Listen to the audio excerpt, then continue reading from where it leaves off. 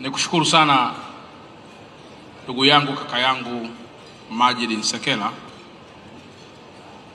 na nilikuwa naangalia hili jina hapa kwamba mwakani Mungu akikujalia uwe Alhaji, kwa sababu uwezo ukatualika kwenye jambo kubwa hili na jina likawa Mr.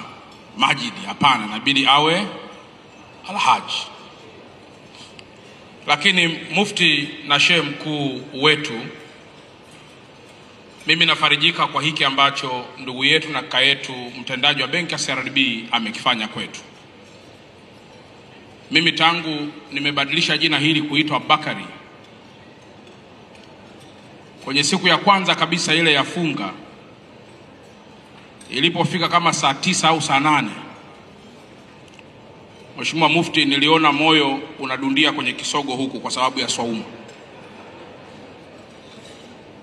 Kuna muda nikawa natamani ningetoa barakashia ili niendelee na yangu niliyokuwa nayo, lakini nikasema hapana.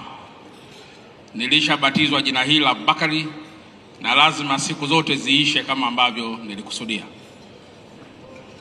Kwa hiyo shehe mkuu, sisi tunakuahidi kwamba tutaendelea kuwa na ninyi wakati wote, lakini zaidi pia kwa hiki ambacho benki ya CRDB wamefanya, wametoa sadaka kubwa sana kwetu, na sisi tuonyeshe moyo huo huo wa sadaka kwao kwa kuwaambia pia waumini wetu kwamba benki ya CRDB inaweza kuwa faraja kwao.